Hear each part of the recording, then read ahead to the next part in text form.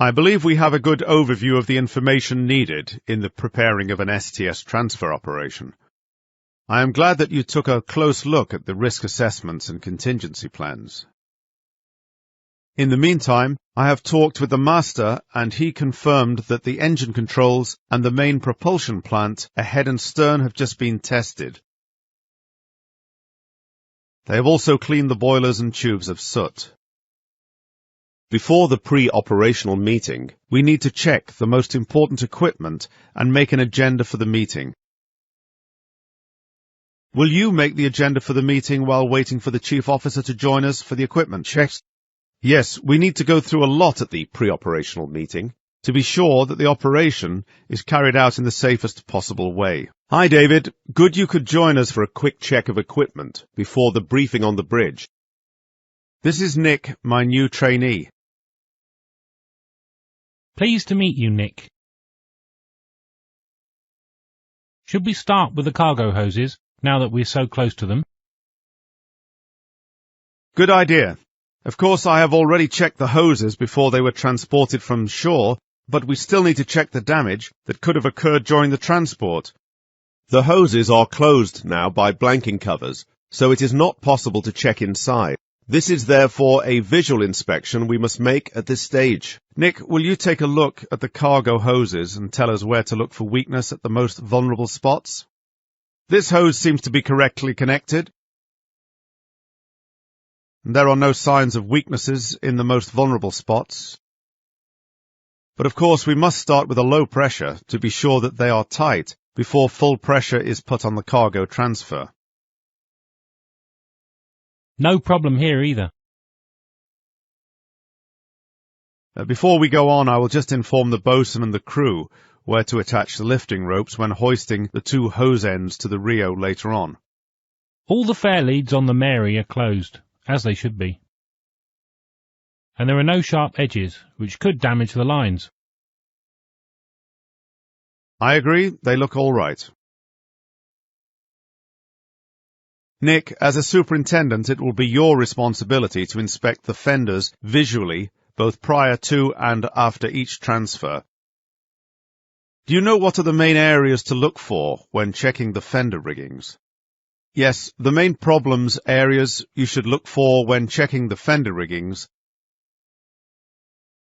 are damage to chain and tire net,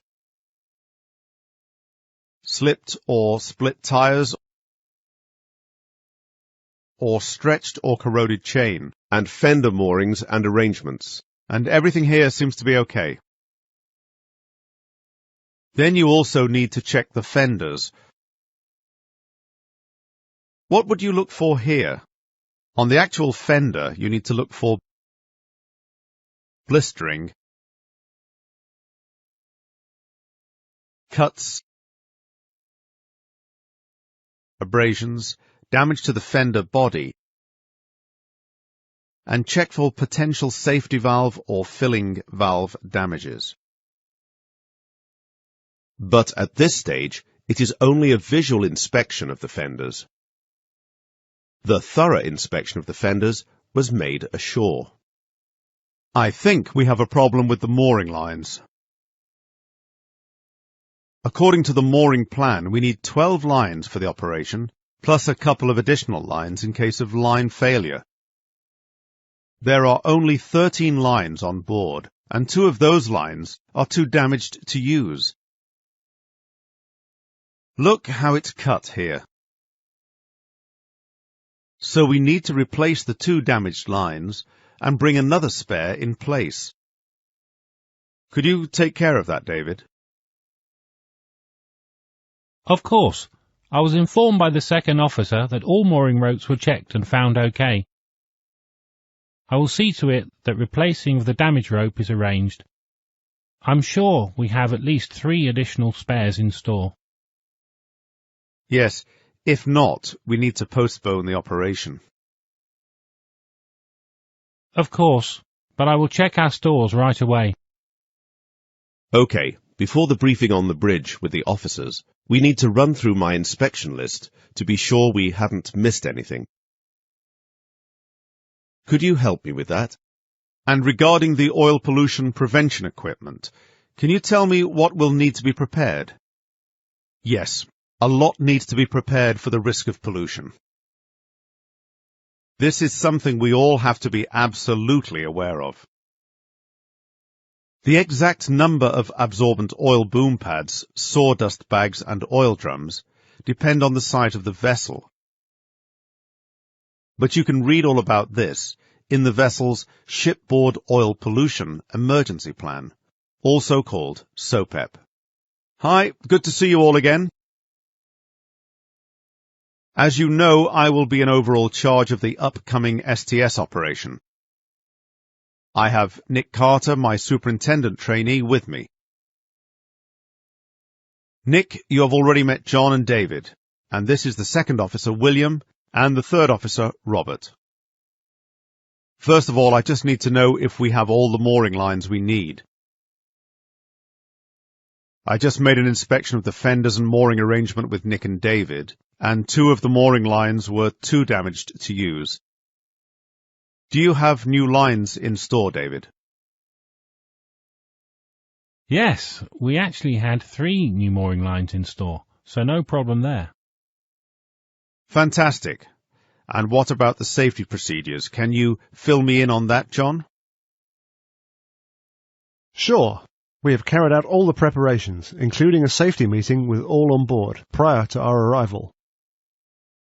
You have also received the risk assessment and contingency plan, plus the obligatory checklists.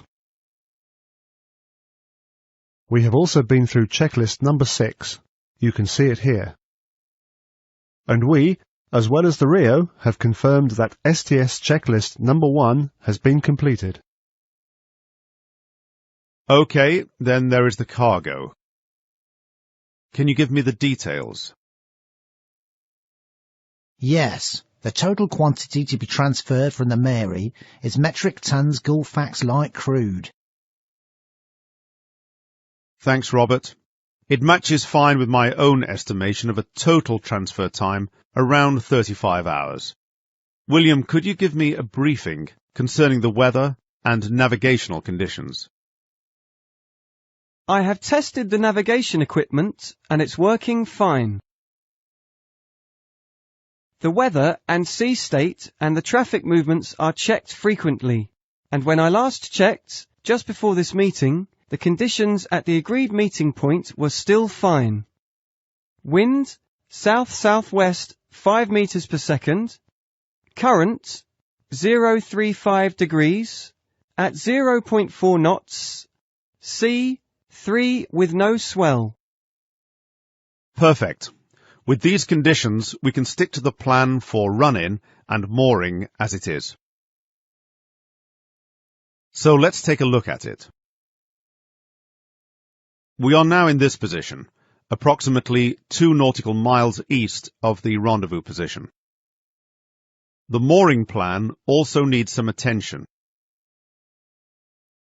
As you can see, we need 4 lines both in front and aft, and 2x2 lines amidships.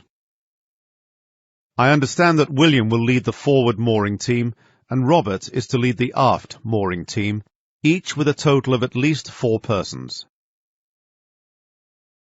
At the beginning, when we start working with the bow lines, Robert's team must be ready to assist with the forward spring lines, as the head ropes and the forward springs are the first lines to be made fast.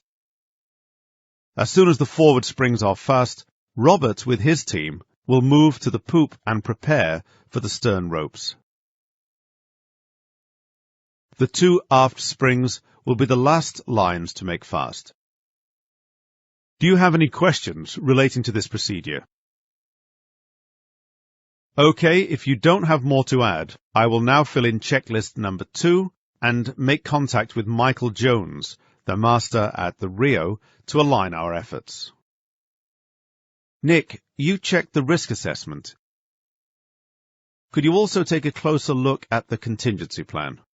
Hi, this is Peter Jansen, Superintendent on Motor Tanker Mary. I'm calling to exchange pre-arrival information and get the obligatory confirmation of the STS checklist.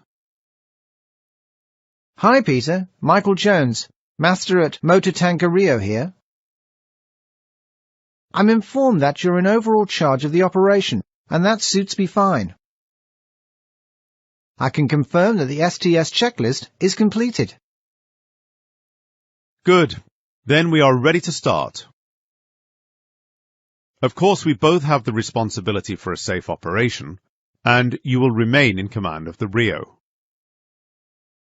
And both we and the crew should be able to go through the operation with English as working language. Yes, everyone on my ship knows the standard marine communication phrases and speaks English fluently. I understand that we both maintain a security level of 1. That's right.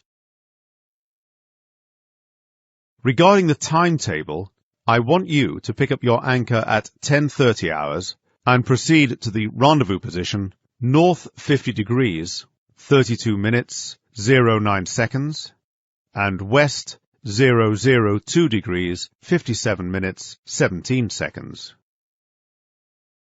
We are aiming to start the operation at 1200 hours, so please ensure that you are ready in all respects. We have no problems in meeting your time schedule. And as agreed, the berthing operation will be with both ships underway.